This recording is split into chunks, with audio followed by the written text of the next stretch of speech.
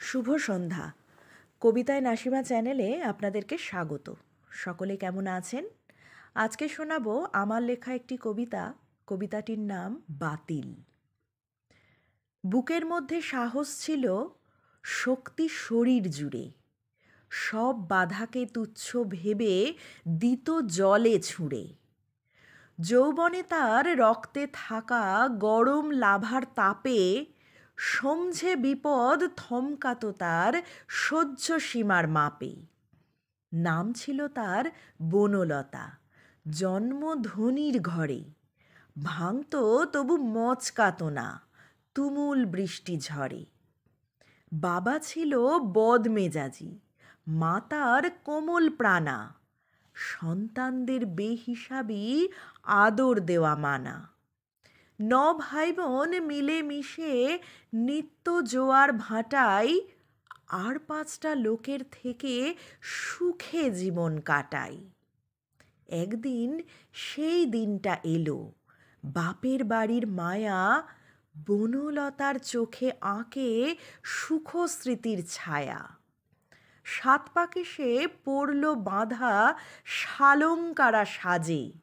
হারিয়ে গেল ইচ্ছে হাজার বেনারসির ভাঁজে। গুণ বলতে পাত্রটি সৎ, হীরের থেকেও দামি। বাকি কথা চলার পথে জানে অন্তর্যামী। কাঁধে কাঁধ মিলিয়ে চলার অদৃশ্য এক ব্রতে বনলতার সংসারী মন এগিয়ে চলে স্রোতে। বাহুল্যহীন স্ত্রী থাকে তার শান্ত সরল নীরে। দাম্পত্য উচ্ছ্বসিত 3 সন্তান ঘিরে। অভাব আসে স্বভাব মতো দিন বদলের খাতে। ঘোর গৃহিণীর সংযমী মন ক্ষয় না পরিতাপে।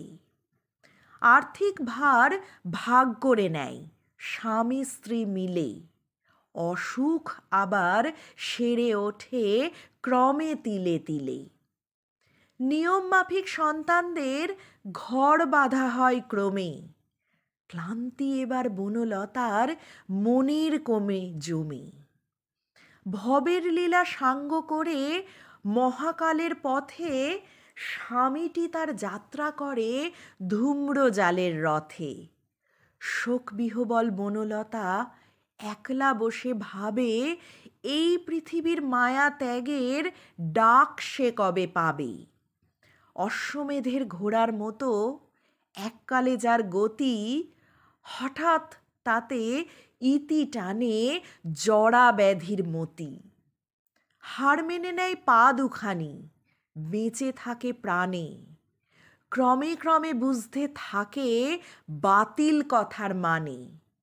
বোঝা হয়ে পড়ে থাকে সংসারটার কোণে।